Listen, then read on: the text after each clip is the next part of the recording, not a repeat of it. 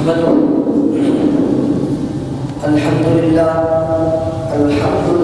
نحمده ونستعينه ونستغفره ونؤمن به ونتوكل عليه ونعوذ بالله من شرور انفسنا ومن سيئات اعمالنا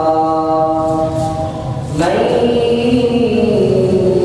يهده الله فلا مضل له ومن يضلل فلا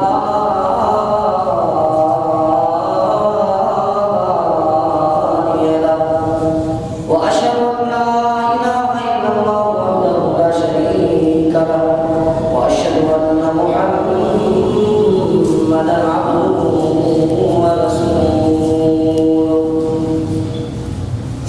يا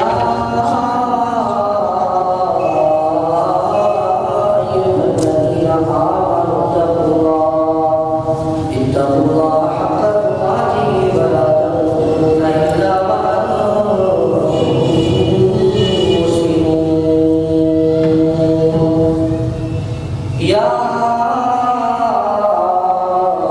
ايها الناس اتقوا ربكم الذي خلقكم من نفس واحده وخلق منها زوجها وبث منهما رجالا كثيرا ونساء واتقوا الله الذي تساءلون به والارحام ان الله كان عليكم رقيبا يا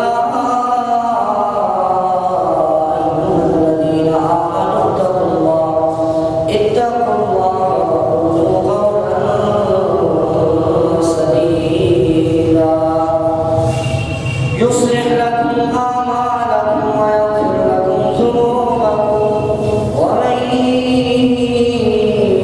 يطع الله ورسوله فقد فاز فوزا عظيما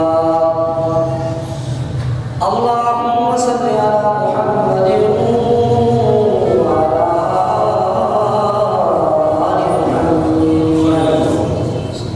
كما صليت على إبراهيم وعلى آل إبراهيم إنك حميد مجيد اللهم بارك على محمد وعلى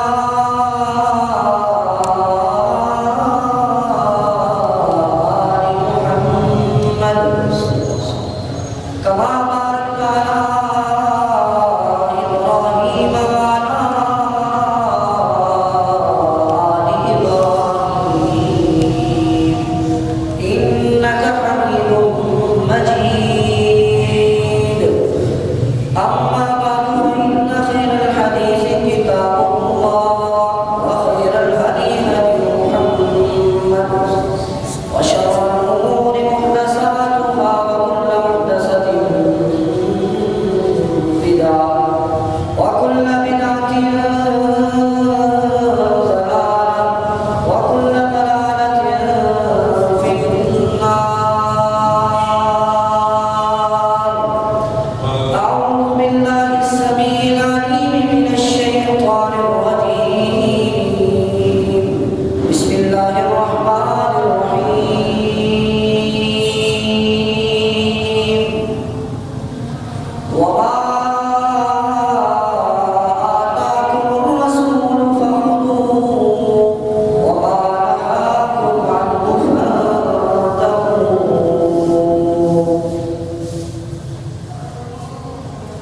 سب کی حمد و ثنا اللہ وحدہ لا شریک کے لیے ہے جو ہمارا خالق مالک رازق ہر چیز پر قادر ہے جو وہ چاہے کر سکتا ہے اگر وہ چاہے تو کسی کو بیٹے دے دے اگر وہ چاہے تو کسی کو بیٹیاں دے دے اگر وہ چاہے تو وہ اولاد سے محروم رکھے کیونکہ وہ ہمارا خالق ہے مالک ہے جو وہ چاہے کر سکتا ہے اس کے بعد لاکھوں کروڑوں درود و سلام اس ہستی اقدس مقدس مطہر معطر پر کہ جس کے ذریعے سے اللہ رب العزت نے ہماری رہنمائی کا بندوبست کیا اور جس کو رحمت للعالمین بنا کر بھیجا اور جس کے آنے سے انسانوں کو جینے کے طور طریقے اور سلیقے آ گئے، اور جو ہمارا امام ہے، امامنا فی الدنیا و امامنا فی الآخرہ ہے و امامنا فی الجنہ ہے،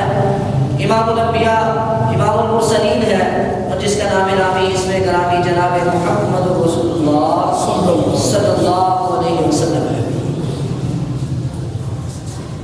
سامعین محترم، آج میں آپ کے سامنے اس بات کا تذکرہ کرنا چاہتا ہوں کہ اللہ رب العزت نے جس دن اس کائنات کو بنایا، کائنات وجود میں آئی، حضرت آدم علیہ السلام اور حوا علیہ السلام کو اس دنیا میں بھیجا، دنیا میں اتارا، اسی دن سے انسانوں کو زندگی گزارنے کے لیے اللہ رب العزت نے ایک قانون بھی ساتھ ہی نازل کر دیا۔ اسی دن سے، جس دن سے انسان نے اس کائنات میں اس دنیا میں قدم رکھا ہے، اسی دن سے اللہ رب العزت نے اس دنیا میں زندگی گزارنے کے لیے ایک قانون بھی ساتھ نازل کر دیا، اور وہ قانون جس کو اللہ رب العزت نے ہدایت کا نام دیا ہے۔ قرآن پاک میں اللہ رب العزت نے فرمایا قُلْ اهْبِطُوا مِنْهَا جَمِيعًا فَإِمَّا يَأْتِيَنَّكُم مِّنِّي هُدًى فَمَن تَبِعَ هُدَايَ فَلَا خَوْفٌ عَلَيْهِمْ وَلَا هُمْ يَحْزَنُونَ۔ اللہ رب العزت نے اس کو ہدایت سے تعبیر کیا ہے، اس کو ہدایت کہا ہے۔ کیا مطلب؟ جو بھی اس بنائے ہوئے اور اس نازل شدہ قانون پر عمل کرتے ہوئے زندگی گزارے گا وہ ہدایت پا جائے گا، اور جو اس قانون سے پھرے گا وہ اختلافات کا شکار ہو جائے گا اور دین سے دور ہو جائے گا، اپنے رب سے دور ہو جائے گا۔ اور اس کو اللہ رب العزت نے کیا فرمایا؟ فرمایا فَإِمَّا يَأْتِيَنَّكُم مِّنِّي هُدًى فَمَن تَبِعَ هُدَايَ فَلَا خَوْفٌ عَلَيْهِمْ وَلَا هُمْ يَحْزَنُونَ۔ ہم نے حضرت آدم کے پاس ہدایت بھی بھیجی ہے، اور فرمایا جس نے ہدایت کی پیروی کی فَلَا خَوْفٌ عَلَيْهِمْ وَلَا هُمْ يَحْزَنُونَ، اس پر نہ مستقبل کا کوئی خوف ہوگا اور نہ ہی ماضی کا کوئی غم ہوگا۔ غم کا تعلق، حزن کا تعلق ماضی کے ساتھ ہوتا ہے، گزرا ہوا زمانہ جو وہ کر چکا ہے وہ غمگین نہیں ہوگا، کیونکہ اسے پتا ہے میں نے اللہ کے بنائے ہوئے قانون کے مطابق زندگی گزاری ہے۔ اور جو وہ کرے گا یا جو اسے قیامت کے دن ملے گا اس پر اس کو خوف نہیں ہوگا، ڈر نہیں ہوگا، اسے پتا ہے کہ میں اللہ کے بنائے ہوئے قانون کے مطابق زندگی گزار رہا ہوں، کل قیامت کے دن بھی مجھے اچھا صلہ ملے گا۔ اس لیے اللہ رب العزت نے فرمایا جو اس ہدایت پر عمل کرے گا وہ خوف بھی نہیں رکھے گا اور غم بھی نہیں رکھے گا۔ اور اسی طرح دوسرے مقام پر اللہ رب العزت نے فرمایا فَإِمَّا يَأْتِيَنَّكُم مِّنِّي هُدًى فَمَنِ اتَّبَعَ هُدَايَ فَلَا يَضِلُّ وَلَا يَشْقَىٰ۔ اللہ رب العزت نے فرمایا ہدایت ہم نے بھیجی ہے، ہدایت ہماری طرف سے آئی ہے، اور جس نے اس ہدایت کی پیروی کی وہ بندہ نہ گمراہ ہوگا اور نہ ہی بدبخت ہوگا۔ کتنی بڑی بات کی کہ نہ ہی وہ گمراہ ہوگا۔ اس کائنات کے اندر ہم ہر روز زندگی گزارتے ہیں، 5 نمازیں پڑھتے ہیں، اور نمازوں میں ہر رکعت میں ہم سورۃ فاتحہ پڑھتے ہیں اور کیا دعا کرتے ہیں؟ اہدنا الصراط المستقیم، اے اللہ ہمیں ہدایت دے دے، ہدایت دے دے۔ ہم دعا کرتے ہیں ہر نماز میں، لیکن یاد رکھو اللہ رب العزت نے فرما دیا کہ ہدایت ہماری طرف سے ملے گی، ہدایت ہم نے نازل کی ہے، اور ہدایت پر عمل کرنے والا نہ گمراہ ہوگا نہ بدبخت ہوگا۔ لوگوں یاد رکھو یہ تو پتہ چل گیا کہ ہدایت اللہ کی طرف سے ہے، اللہ نے بھیجی ہے، لیکن ہدایت کسے کہتے ہیں؟ ہمارے ہاں آج ہدایت کہاں موجود ہے؟ کون سی چیز ہے جو ہدایت یافتہ ہے؟ اللہ رب العزت نے فرمایا اللہ نزل احسن الحدیث کتابا متشابہا مثانی تقشعر منہ جلود الذین یخشون ربهم ثم تلین جلودهم وقلوبهم الی ذکر اللہ ذلک ھدی اللہ۔ اللہ رب العزت نے فرمایا کہ ہم نے ایک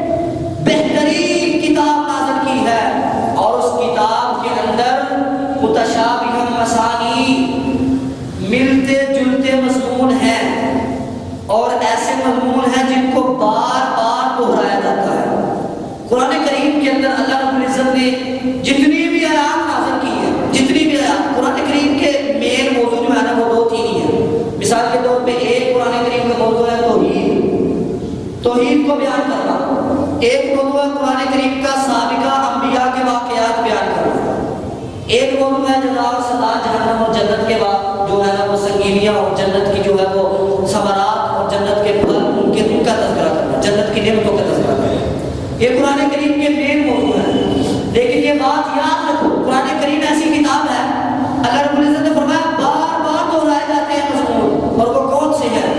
علماء کہتے ہیں کہ قرآن کریم کی ہر ایک آیت کے اندر توحید موجود ہے، ایک آیت کے اندر۔ قرآن کریم میں جس آیت کی بھی تلاوت کی جائے گی اس آیت میں اندر یا اس آیت کے اندر یا تو لفظاً توحید کا ذکر موجود ہوگا یا اشارتاً توحید کا ذکر موجود ہوگا۔ اللہ رب العزت نے پورے کا پورا قرآن پاک توحید کے ساتھ نازل کیا ہے، ایک آیت میں اللہ کی وحدانیت شامل ہے۔ آپ سورۃ فاتحہ کا پڑھ کے دیکھ لو، الحمدللہ رب العالمین، اللہ کے لیے تعریف ہے، الرحمن الرحیم، رحمان بھی وہ رحیم بھی وہ، اسی طرح مالک یوم الدین، ایاک نعبد و ایاک نستعین، اہدنا الصراط المستقیم۔ ہر آیت میں یا تو اللہ سے دعا ہوگی یا اللہ اس توحید پر عمل کرنے والوں کی جزا کا تذکرہ کرے گا، یا توحید سے پھرنے والوں کی سزا کا تذکرہ کرے گا، یا پھر اللہ رب العزت اپنی توحید کو ثابت کرنے کے لیے سابقہ انبیاء کے واقعات کا ذکر کرے گا، یا اپنی توحید کو ثابت کرنے کے لیے اپنی ملوکیت کا تذکرہ کرے گا، اپنی صفات کا تذکرہ کرے گا۔ قرآن کریم کی غرض یہ کہ ہر ایک آیت میں اللہ رب العزت کی توحید کا اشارہ موجود ہے۔ یہ ایسا مضمون ہے جس کو قرآن کریم نے بار بار دہرایا ہے۔ یہ ضمن بات آ گئی تھی، بتانا یہ چاہتا ہوں کہ اللہ رب العزت نے ہدایت کسے کہا؟ اللہ نزل احسن الحدیث کتابا متشابہا متشابہا مثانی تقشعر منہ جلود الذین یخشون ربهم ثم تلین جلودهم وقلوبهم الی ذکر اللہ ذالک ھدی اللہ۔ اللہ رب العزت نے فرمایا یہ کتاب ہدایت ہے، ذالک الکتاب لا ریب فیہ ھدی للمتقین۔ قرآن کریم ہدایت ہے، اس میں کوئی شک نہیں۔ اسی طرح فرمایا شہر رمضان الذی انزل فیہ القرآن ھدی للناس، رمضان میں قرآن کو نازل کیا گیا اور قرآن میں ہدایت ہے۔ قرآن کریم کو اللہ رب العزت نے ہدایت کہا ہے، تو اگر ہدایت کی دعا کرتے ہوئے ہدایت حاصل کرنا چاہتے ہو تو قرآن کریم کی طرف آنا پڑے گا۔ اور اسی طرح اللہ رب العزت نے فرمایا وَاعْتَصِمُوا بِحَبْلِ اللَّهِ جَمِيعًا وَلَا تَفَرَّقُوا وَاذْكُرُوا نِعْمَتَ اللَّهِ عَلَيْكُمْ إِذْ كُنتُمْ أَعْدَاءً فَأَلَّفَ بَيْنَ قُلُوبِكُمْ فَأَصْبَحْتُم بِنِعْمَتِهِ إِخْوَانًا۔ اللہ رب العزت نے فرمایا کہ تم سارے مل کے اللہ کی رسی کو مضبوطی سے تھام لو، مضبوطی سے تھام لو، اللہ کی رسی کو تھام لو اور آپس میں بٹو نہ، فرقے نہ بناؤ، اختلافات نہ پیدا کرو، جدائی نہ پیدا کرو، ایک اللہ کی رسی کو تھام لو۔ اور اللہ کی رسی کیا ہے؟ اللہ کے نبی صلی اللہ علیہ وسلم نے فرمایا تو انی تارک فیکم ثقلین احدہما کتاب اللہ هو حبل اللہ المتین۔ آقا علیہ السلام نے فرمایا اپنی وفات کے قریب کہ میں تم میں دو چیزیں چھوڑ کے جا رہا ہوں، ان میں سے ایک چیز اللہ کی کتاب ہے اور وہی کتاب اللہ کی رسی ہے۔ اگر اس رسی کو تھام لو گے تو پھر گمراہ نہیں ہوگے، دائیں بائیں نہیں مڑو گے، ادھر ادھر جانے کی ضرورت نہیں۔ اللہ رب العزت کی کتاب کو تھام لو، اختلافات ختم ہو جائیں گے، تمہارے معاملات حل ہو جائیں گے۔ اور یہ بات یاد رکھو کہ ہدایت کے لیے اللہ کا قرآن صرف قرآن پر اکتفا کرنا ضروری نہیں۔ بندہ کہے جی جو قرآن میں آیا ہے میں وہ مانوں گا، اس کے علاوہ کچھ نہیں مانوں گا، یہ بات بھی غلط ہے، کیونکہ قرآن پاک کے ساتھ ساتھ ہمیں حدیث رسول بھی دی گئی ہے۔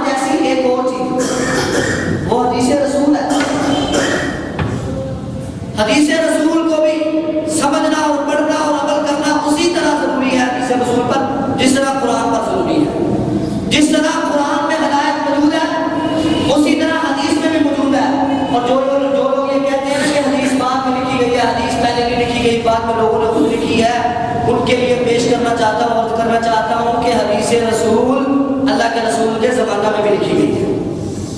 صحیح بخاری مسلم سے ثابت ہے، عبداللہ بن عمرو بن عاص رضی اللہ تعالیٰ عنہ اللہ کے رسول کی ہر بات لکھ لیا کرتے تھے۔ اللہ کے رسول جو بھی بیان کرتے تھے وہ لکھ لیتے تھے۔ حضرت ابو ہریرہ رضی اللہ تعالیٰ عنہ نے جو حدیث زبانی یاد کی تھی وہ جب لوگوں کو سنائی لوگوں نے لکھ لی۔ اسی طرح حضرت امام مالک نے موطا امام مالک لکھی نافع سے سن کے، اور نافع شاگرد ابن عمر صحابی کے جتنی بھی حدیثوں کی کتابیں لکھی گئی ہیں باقاعدہ اہتمام کے ساتھ اور باقاعدہ پوری حفاظت کے ساتھ حدیث کو لکھا گیا ہے، اللہ کے رسول کے فرمانات کو جمع کیا گیا ہے۔ جس طرح قرآن پاک پر عمل کرنا ضروری ہے، جس طرح قرآن پاک میں ہدایت ہے، اسی طرح حدیث رسول میں اللہ کے رسول کے فرمان میں بھی ہدایت موجود ہے۔ اگر کوئی آج آپ کو کہہ دے باپ کا یہ ٹی وی پر بھی شو لگتے ہیں، غامدی جاوید احمد غامدی بڑا مشہور بندہ ہے، اس کے ویڈیوز کلپ ٹی وی پر بھی آتا ہے، انٹرویو ہوتے ہیں، وہ خاص کر کے وہ بندہ وہ کہتا ہے کہ حدیث کو ماننے کی، حدیث پر عمل کرنے کی کوئی ضرورت نہیں، صرف قرآن کافی ہے۔ یہ بہت بڑی بات ہے، ہمیں اس بات لوگوں کو نہیں پتہ، اس بات کا بالکل نہیں پتہ، کیونکہ ہمارا ایمان ہے، ہمارا یقین ہے کہ جس طرح قرآن کی بات ضروری ہے اسی طرح اللہ کے رسول کا فرمان بھی ضروری ہے۔ لیکن جب اس طرح کی کوئی بات کرے تو اسے آپ کہیں کہ قرآن پاک کو لازم پکڑنے سے تم آدھے سے زیادہ دین چھوڑ دو گے، کیونکہ آپ دیکھیں کہ قرآن پاک کے اندر جنازے کے احکام کا تذکرہ نہیں، قرآن پاک کے اندر مردے کو غسل دینا ہے، دفنانا ہے، جنازہ پڑھنا ہے، ان باتوں کا تذکرہ نہیں۔ جب قرآن پاک کے اندر ان باتوں کا تذکرہ نہیں ہے تو جو لوگ کہتے ہیں کہ صرف قرآن پاک پر عمل کرنا ضروری ہے، حدیث ضروری نہیں ہے، تو جب وہ مرے تو پھر ان کو دفنانا نہیں چاہیے، ان کا جنازہ نہیں پڑھنا چاہیے۔ انہیں کوئی قرآن پاک میں تو ذکر ہی نہیں۔ قرآن پاک میں زکوٰۃ دینے کا حکم آیا، لیکن زکوٰۃ کتنی دینی ہے، کب دینی ہے، کیسے دینی ہے، کن چیزوں سے دینی ہے، یہ قرآن پاک میں نہیں ہے۔ قرآن پاک میں نماز پڑھنے کا حکم آیا، لیکن پڑھنی کیسی ہے، کب پڑھنی ہے، کتنی رکعت پڑھنی ہے، کس وقت پڑھنی ہے اور کون کون سی پڑھنی ہے، یہ قرآن پاک میں ذکر نہیں ہے، حدیث میں ہے۔ تو اس اعتبار سے کہ اگر کوئی بندہ کہے کہ صرف قرآن ہی ہمارے لیے ہدایت ہے، حدیث رسول میں نعوذ باللہ ہدایت نہیں، تو اسے کہہ دیا جائے کہ بھائی تو گمراہ ہے، تو دین سے بھول چکا ہے، کیونکہ دین دو چیزوں کا نام ہے۔ اللہ کے رسول نے فرمایا ہے کہ ما لم تضلوا بعد ان تمسکتم به کتاب اللہ و سنت رسولہ، آپ نے فرمایا کہ میرے بعد تم دو چیزوں کو لازم پکڑ لینا، کبھی بھی گمراہ نہیں ہوگی۔ وہ دو چیزیں کون سی ہیں؟ ایک کتاب اللہ اور دوسری سنت رسول، اللہ کے نبی کی حدیث۔ اگر گمراہیوں سے بچنا چاہتے ہو، اگر ہدایت کے راستے کی طرف آنا چاہتے ہو تو کتاب اللہ کو لازم پکڑو، اللہ کے رسول کی حدیث کو لازم پکڑو، کیونکہ یہ ایسی چیزیں ہیں، یہ ایسی چیزیں ہیں کہ جو غلطی سے بالکل پاک ہیں۔ کائنات کے اندر ہر بندے کی بات غلط ہو سکتی ہے، غلطی کا امکان ہو سکتا ہے۔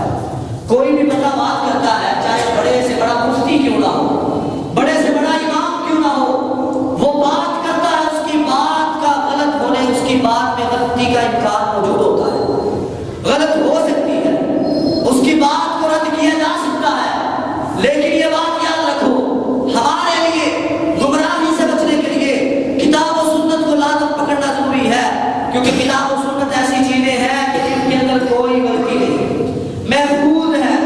اللہ رب العزت نے فرمایا انا نحن نزلنا الذکر وانا لہ لحافظون، آپ سنتے رہتے ہیں کہ قرآن مجید کے اللہ نے حفاظت کی ہے، اور اللہ رب العزت نے فرمایا افلا یتدبرون القرآن ولو کان من عند غیر اللہ لوجدوا فیہ اختلافا کثیرا، کہ قرآن اللہ کی طرف سے، اور اگر قرآن غیر اللہ کی طرف سے ہوتا تو قرآن میں بہت سارا اختلاف ہوتا تھا، قرآن میں غلطیاں ہونی، قرآن میں کوئی غلطی نہیں، قرآن غلطیوں سے پاک ہے، اور یہ اس بات کی دلیل ہے کہ قرآن ایسی چیز ہے جس کے اندر کوئی غلطی نہیں، اور حدیث رسول بھی ایسی چیز ہے جس کے اندر کوئی غلطی نہیں۔ وہ کیسے؟ اللہ کے رسول صلی اللہ علیہ وسلم کی حدیث ہے، صحابی بیان کرتے ہیں، کہتے ہیں جی عبداللہ بن عمرو بن عاص کہ جب میں اللہ کے رسول کی کوئی بھی بات سنتا لکھ لیتا، کوئی بھی بات سنتا لکھ لیتا، مجھے قریش کے لوگوں نے کہا کہ اللہ کے رسول بعض اوقات غصے میں ہوتے ہیں، بعض اوقات آپ عام حالت میں ہوتے ہیں،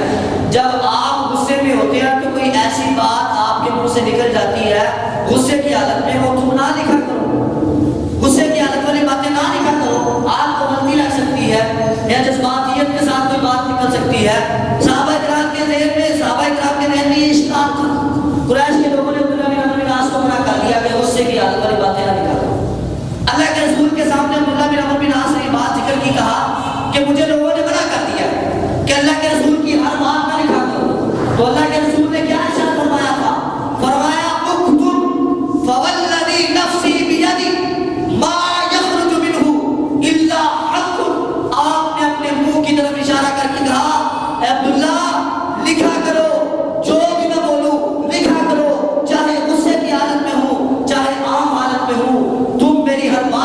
سنو کیونکہ میرے اس منہ سے صرف حق نکلتا ہے، حق کے سوا کچھ نہیں نکلتا۔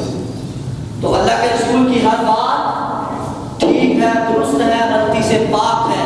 کائنات کے اندر ہر انسان کو غلطی لگ سکتی ہے، کائنات کے اندر ہر امام غلطی کر سکتا ہے، لیکن اللہ کے رسول کی بات غلط نہیں ہو سکتی۔ اور اسی لیے اگر تم ہدایت چاہتے ہو، اختلافات سے بچنا چاہتے ہو، تو اللہ کے رسول کی بات کو تھامو، اللہ کے رسول کی اطاعت کرو، کتاب و سنت کی طرف آ جاؤ۔ بلکہ بڑے بڑے امام جن کی آج پیروی کی جاتی ہے، جن کی فقہ پر اعتماد کیا جاتا ہے، جن کی بڑی بڑی کتابیں ہیں، ان اماموں کے قوالات موجود ہیں، جن کی بنا پر پورے مذہب قائم کر دیے گئے ہیں، ان کے قوالات موجود ہیں۔ مثلا امام ابو حنیفہ، ہمارے معاشرے کے اندر امام ابو حنیفہ کو بہت زیادہ مقام دیا جاتا ہے۔ امام ابو حنیفہ کا اپنا قول ہے کہ میں آج جو بات کہتا ہوں، اپنے شاگرد کو کہتے ہیں کہ میری ہر بات نہ لکھا کرو، کیونکہ آج جو میں بات کہتا ہوں کل میں کوئی اور بات کہتا ہوں، میرا موقع بدل جاتا ہے، میری بات بدل جاتی ہے، میری ہر بات نہ لکھا کرو۔ یہ امام کیا ہے؟ امام کیا ہے؟ امام مالک کہتے ہیں، امام مالک نے کہا کہ ہر بندے کی بات لی بھی جا سکتی ہے، چھوڑی بھی جا سکتی ہے، الا صاحب ھذا القبر۔ مسجد نبوی کے اندر بیٹھ کے امام مالک نے کہا سوائے اس قبر والے کے، یعنی اللہ کے رسول کے علاوہ ہر بندے کی بات چھوڑی بھی جا سکتی ہے، لی بھی جا سکتی ہے، کیونکہ ہر بندے کی بات میں غلطی کا امکان ہوتا ہے۔ آپ کی بات میں کوئی غلطی کا امکان نہیں۔ جب کتابوں آج لوگ چھوڑ ڈالتے ہیں، بہت باتیں ہوتی ہیں، جس بندے کے ساتھ بھی کوئی بات چیت ہو جائے، مکالمہ ہو جائے، سیدھی بات یہ کہتے ہیں جی او واپی کچھ کہتے ہیں، دیوبندی کچھ کہتے ہیں، بریلوی کچھ کہتے ہیں، ایسی کتنی بنی، اسی کدھر جائے؟ اختلاف آتا ہے نا صاحب، اختلاف موجود ہے، ہم کہتے ہیں اختلاف ہے، اہل حدیثوں میں بھی اختلاف ہے، دیوبندیوں میں بھی اختلاف ہے، بریلویوں میں بھی اختلاف ہے، لیکن تمہاری کیا ذمہ داری ہے؟ تم نے کیا کرنا ہے؟ تمہارے لیے اللہ کے رسول کا کیا پیغام ہے؟ اللہ کے رسول نے فرمایا، اللہ کے رسول کی ہر بات کے اندر کوئی غلطی نہیں ہے، کوئی کمی نہیں ہے۔ جب تم میں اختلاف ہو جائے، جب تم میں اختلاف رائے ہو جائے، ایک بندہ کہے ایسے کرو، اہل حدیث کہے ایسے کرو، بریلوی کہے ایسے کرو، دیوبندی کہے ایسے کرو، کہو میں کسی کی نہیں مانتا، میں مانوں گا تو اللہ کے رسول کی مانوں گا۔ مجھے حدیث دکھائی ہے، حدیث میں کیا ہے، قرآن میں کیا ہے، رب نے زبان دی ہے، کم از کم بندے کو اتنا پتا ہونا چاہیے کہ مسائل احکام کے اندر اگر واضح روشنی چاہتے ہو، ہدایت چاہتے ہو، تو اللہ کے رسول کی بات کی طرف آنا، کسی دوسرے تیسرے کی بات نہیں ماننا۔ اللہ کے رسول کی بات مانو گے، قرآن اور حدیث پر عمل کرو گے تو تم ہدایت پا جاؤ گے، کیونکہ اللہ رب العزت نے قرآن پاک کے اندر اپنی اور اپنے رسول کی اطاعت کرنے کا حکم دیا، باقی تمام لوگوں کی اطاعت کرنے سے منع کیا۔ ایک ہوتا ہے ادب، فرما برداری، والدین کی، بڑوں کی، اماموں کی، علماء کی، ادب ضروری ہے، ادب کرنا ہے، بڑوں کی عزت، کیونکہ اللہ کے رسول نے فرمایا انزل الناس منازلهم، جس بندے کا جتنا مقام ہے اس کو اتنا مقام دو۔ اگر کوئی عالم ہے اس سے ادب سے بات کرو، اس سے طریقے سے بات کرو، اگر بچہ ہے تو پیار سے، کیونکہ لوگوں کو ان کے مرتبے اور مقام کے مطابق مخاطب کیا جاتا ہے۔ لیکن یہ بات یاد رکھو، ادب کرنا ہے، لیکن اطاعت شریعت وہ صرف قرآن و سنت ہے، وہ کوئی تیسرا بندہ نہیں ہے، وہ قرآن و سنت ہے۔ قرآن و سنت کی طرف آ جاؤ۔ اللہ تعالیٰ نے فرمایا اتبعوا ما انزل الیکم من ربکم ولا تتبعوا من دونہ۔ اللہ تعالیٰ نے خود فرما دیا کہ جو اللہ کی طرف سے نازل کیا گیا ہے اس کی اتباع کرو، جو اس کے علاوہ ہے اسے چھوڑ دو، اس کی اتباع کرنے کی، اطاعت کرنے کی کوئی ضرورت نہیں۔ یا ایھا الذین آمنوا اطیعوا اللہ واطیعوا الرسول ولا تبطلوا اعمالکم، اللہ اور اس کے رسول کی اطاعت کرو۔ من یطع اللہ والرسول فاولئک مع الذین انعم اللہ، اور ایک مقام پر فرمایا من یطع الرسول فقد اطاع اللہ، جس نے رسول کی اطاعت کی گویا کہ اس نے اللہ کی اطاعت کی۔ تو پتہ چلا کہ اگر آپ نے ہدایت پانی ہے، اگر آپ نے حقیقت کو سمجھنا ہے، حقیقت کو جاننا ہے، تو ہمیں کتاب و سنت کی طرف آنا پڑے گا۔ ہمارے ہاں بعض لوگ ایسے بھی پائے جاتے ہیں جو بالکل علم سے کولے ہوتے ہیں۔ مثال سے آپ کو بات سمجھاتا ہوں، مثال کے طور پہ کوئی گاؤں کے اندر ریڑھی لگانے والا، سڑک کے اوپر ریڑھی لگانے والا، سائیکل کے اوپر چیزیں بیچنے والا، جس کو پتہ ہی نہیں نہ سکول کا پڑھا نہ دین کا پڑھا، بالکل ان پڑھ ہے، بالکل ان پڑھ ہے، جاہل ہے، علم سے کوڑا ہے، ایسے بندے کے لیے کیا ہونا چاہیے؟ ایسا بندہ قرآن و حدیث کو نہیں سمجھتا، وہ نہ قرآن جانتا ہے نہ حدیث جانتا ہے، وہ صرف اسے اپنے کام سے غرض ہے، اس نے ریڑھی چلا لی اور اسی طرح سائیکل چلا لی، سارا دن اپنا کام کر لیا، قرآن و حدیث سے اسے کوئی غرض نہیں. اگر ایسا بندہ مسئلہ پوچھنا چاہتا ہے، بعض لوگ کہتے ہیں اسے تو قرآن و حدیث کا عمل نہیں ہے، پھر یہ کیا کرے گا؟ یہ جا کے کیا پوچھے گا؟ اس بندے کے لیے یہ ضروری ہے کہ کسی معتبر عالم دین کے پاس جا کے اسے کہ جی مجھے مسئلہ بتا دیجیے قرآن و حدیث. اس کے لیے یہ ضروری ہے، اتنا کم از کم اسے بتانا چاہیے کہ مولانا صاحب مجھے مسئلہ بتائے، مجھے احکام بتائے قرآن و حدیث سے، قرآن سے بتائیں اور حدیث سے بتائیں. اور اگر وہ مولوی، وہ عالم، وہ مولانا صاحب اگر اس بندے کو قرآن و حدیث کے خلاف مسئلہ بتاتے ہیں تو پھر اس بندے پر کوئی گناہ نہیں ہے، اس عالم پر گناہ ہے، کیونکہ وہ بندہ تو ان پڑھ ہے. جیسے عالم نے بتا دیا اس نے عمل کر لیا. اس لیے ہم کم از کم یہ کہہ سکتے ہیں کہ مولانا صاحب ہمیں وہ مسئلہ بتائیے جو قرآن و حدیث پہ آیا. ہمیں اماموں کی بات جو قرآن و حدیث کے مطابق ہے وہ مانیں گے، لیکن جو قرآن و حدیث کے مخالف ہے وہ ہم نہیں مانتے. ہم نے وہ بات مانی ہے جو قرآن پہ آئی ہے، جو حدیث پہ آئی ہے. اور ایک اور بات یہاں سننے کے جو لوگ یہ کہتے ہیں کہ ہمیں قرآن و حدیث کا نہیں پتا، اس وجہ سے گناہ گار ہے. کیونکہ حدیث میں آتا ہے کہ علم سیکھنا ہر بندے پر فرض ہے، بنیادی علم فَاعْلَمْ أَنَّهُ لَا إِلَٰهَ إِلَّا اللَّهُ. اللہ رب العزت نے فرمایا کہ بنیادی علم کم از کم بندے کو اتنا پتا ہونا چاہیے اللہ کون ہے. بندے کو پتا ہونا چاہیے اللہ کون ہے، اللہ کہاں ہے. ایک لونڈی جو ہے اس وقت بالکل حقیر سمجھی جاتی تھی، بوڑھی عورت، لونڈی قسم کی عورت. اس کو صحابی آزاد کرنے لگے تو اللہ کے رسول نے اس سے پوچھا کہ بتاؤ بتاؤ رسول کون ہے. اس عورت نے کہا کہ آپ اللہ کے رسول ہیں. اللہ کے رسول نے پھر پوچھا کہ بتاؤ اللہ کہاں ہے. اس عورت نے کہا فی السماء، آسمانوں کی طرف اشارہ کر کے کہا کہ آسمانوں میں ہے، آسمانوں سے اوپر ہے. اللہ رب العزت نے اس عورت سے یہ پوچھا کہ تمہیں پتا ہے اللہ کہاں ہے، اللہ کون ہے. یہ بنیادی تعلیم ہے. انسان کو کم از کم جتنا مرضی ان پڑھ اور جاہل کیوں نہ ہو، اسے اتنا پتا ہونا چاہیے کہ اللہ کون ہے. اللہ واحد ہے، اللہ ایک ہے، اللہ ساتوں آسمانوں سے اوپر برقرار ہے. الرحمن علی العرش استوى، اللہ عرش کے اوپر ہے. ہر جگہ اللہ کی ذات موجود نہیں، اللہ کا علم ہر جگہ. اللہ اپنے علم کے اعتبار سے ہر بات کو جانتا ہے، لیکن اللہ کی ذات ساتوں آسمانوں کے اوپر عرش پر برقرار ہے.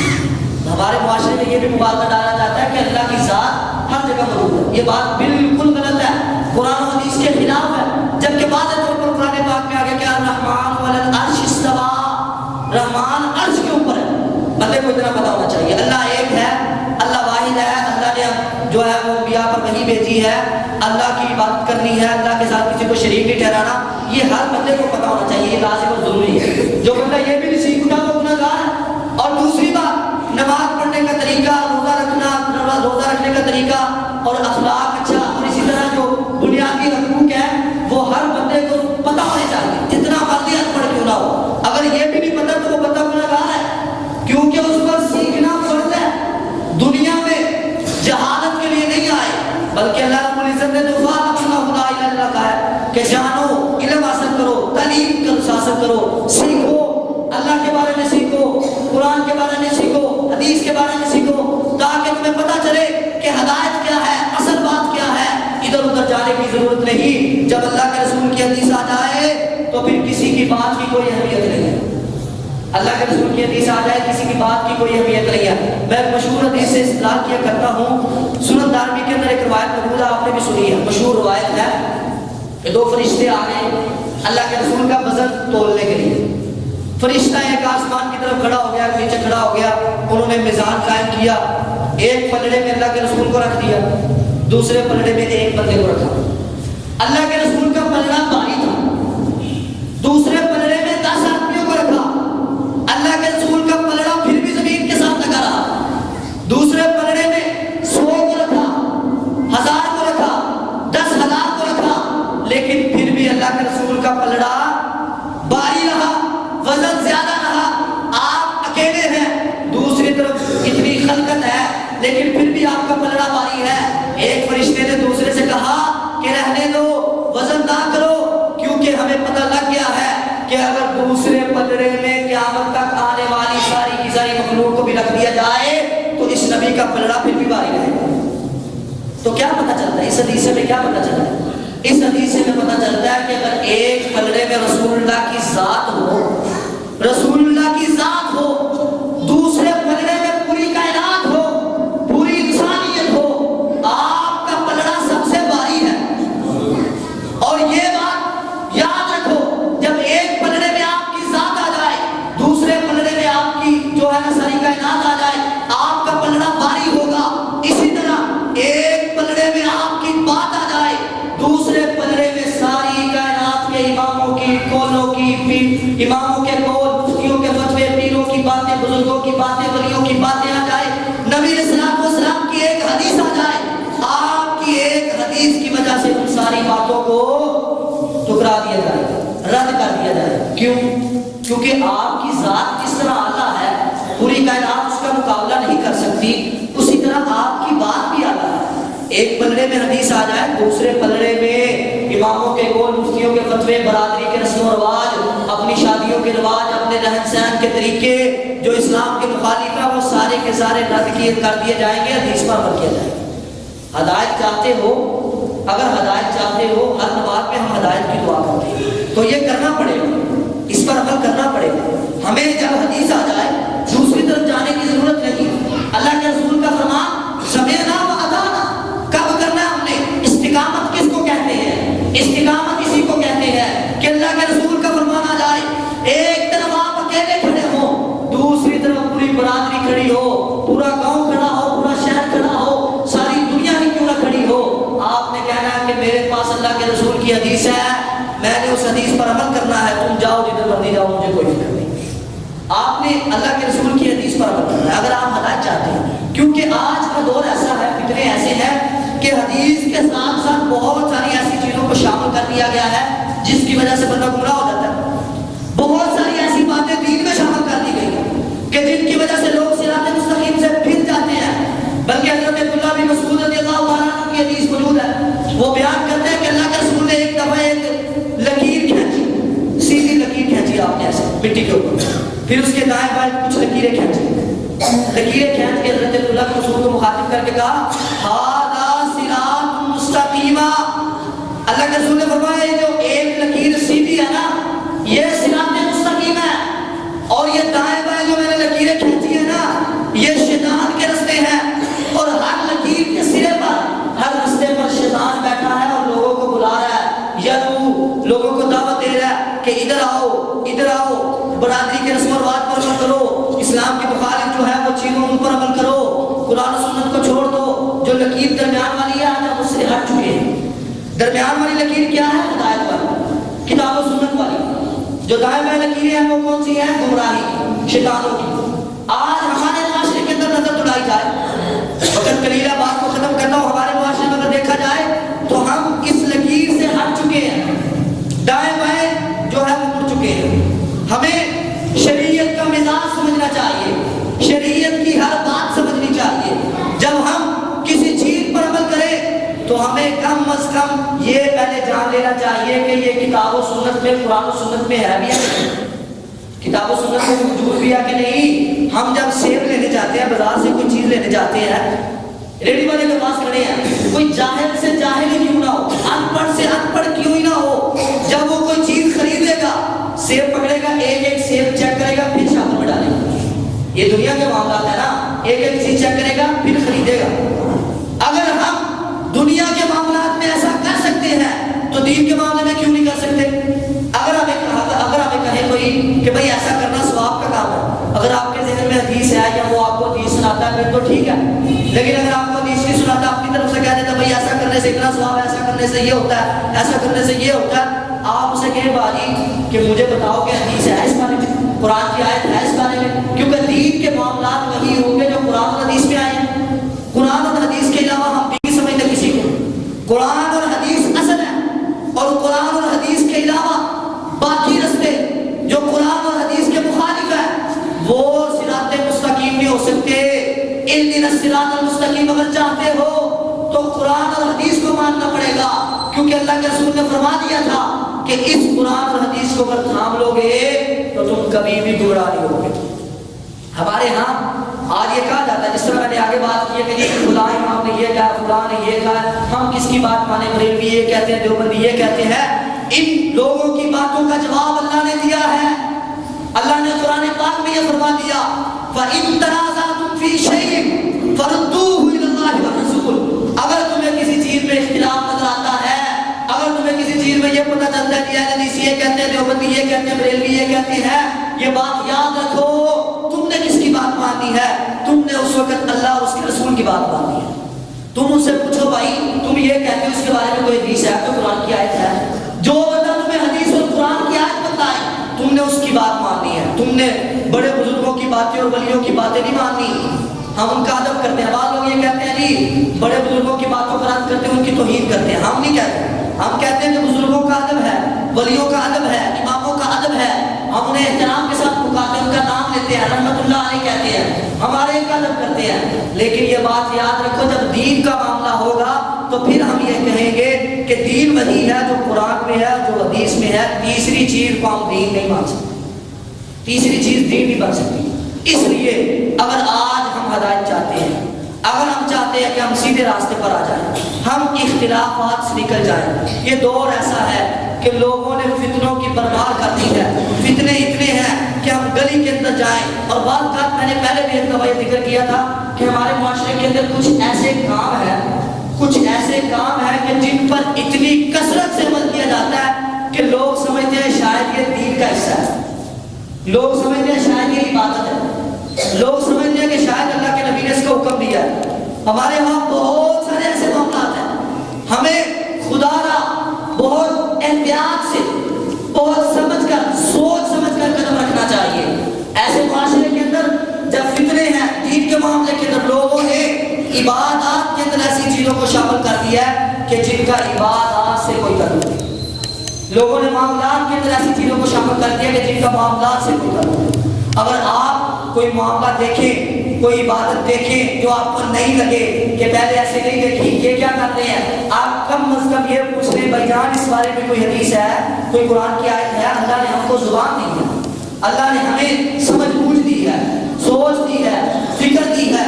ہمیں اتنا تو پتا ہونا چاہیے کہ قرآن ہمارے لیے اصل ہے کیونکہ قرآن پاک کے اندر کوئی غلطی نہیں، حدیث ہمارے لیے اصل ہے کیونکہ حدیث پاک میں کوئی غلطی نہیں۔ اور یہ بات یاد رکھو کہ وما آتاکم الرسول فخذوہ وما نہاکم عنہ فانتہوا۔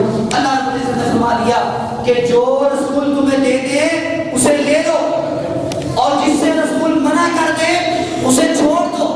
اتنی واضح بات، اتنی واضح بات کہ جو رسول تمہیں دے دے اسے لے لو، اور جس سے منع کر دے اسے چھوڑ دو۔ اس سے بڑھ کے کیا بات ہو سکتی ہے؟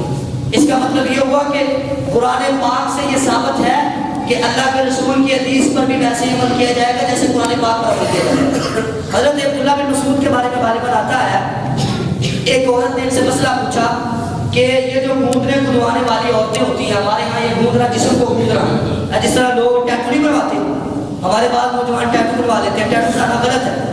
اللہ کے رسول نے فرمایا لعنت ہو ایسی عورت پر جو جسم کو گوندتی ہے اور گدواتی ہے۔ مطلب یہ کہ ٹیٹو وغیرہ جسم کے اندر ایسا نشان بنوا لینا جو جسم کا حصہ بن جائے، جس کو اتارنا بعد میں اترے ہی نہ۔ یہ ٹیٹو وغیرہ بنوا لیتے ہیں، اترتے نہیں ہیں، جسم کے ساتھ چپک جاتے ہیں، ایسی چیزوں سے رسول اللہ نے منع کیا۔ ایک عورت نے آ کر عبداللہ بن مسعود سے پوچھا رضی اللہ تعالیٰ عنہ کہ یہ قرآن میں کہاں آیا ہے کہ یہ کام نہیں کرنا؟ اللہ کے نبی کی جو حدیث موجود ہے کہ لعنت ہو ایسی عورت پر۔ اس وقت عورتیں یہ کام کیا کرتی تھی، عورتیں بناتی تھی، تو اللہ کے رسول نے فرمایا لعنت ہو۔ اس عورت نے آ کے عبداللہ بن مسعود سے کہا اس کا ذکر کہاں ہے؟ عبداللہ بن مسعود نے کہا اللہ کے نبی نے بھی اس سے منع کیا ہے اور قرآن پاک میں اللہ تعالیٰ نے بھی اس سے منع کیا ہے۔ وہ عورت کافی دیر بعد دوبارہ آئی، کہنے لگی کہ میں نے قرآن کو 3 مرتبہ پڑھ لیا، 2-3 مرتبہ پڑھ لیا، مجھے قرآن پاک کے اندر کہیں نہیں ملا کہ جہاں اللہ تعالیٰ نے یہ فرمایا ہو کہ جسم گوندنا نہیں ہے، جسم گوندنا نہیں ہے۔ تو حضرت عبداللہ بن مسعود نے کہا کہ قرآن پاک میں واضح طور پر موجود نہیں ہے۔ قرآن پاک میں اللہ تعالیٰ نے جب یہ فرما دیا کہ وما آتاکم الرسول فخذوہ وما نہاکم عنہ فانتہوا، کہ جو چیز اللہ کے رسول دے دے وہ لے لو، جب اللہ نے یہ فرما دیا تو اس کا مطلب یہ ہوا کہ اللہ کے رسول نے جب منع کر دیا ہے تو اس کا مطلب یہ کام منع ہے۔ جب اللہ کے رسول نے کہا کہ یہ کام حرام ہے تو یہ حرام ہے، کیوں؟ کیونکہ قرآن پاک میں بھی اللہ تعالیٰ نے یہ فرما دیا وما آتاکم الرسول فخذوہ، جو رسول دے دے وہ لے لو، جس سے رسول منع کر دے اس سے رک جاؤ۔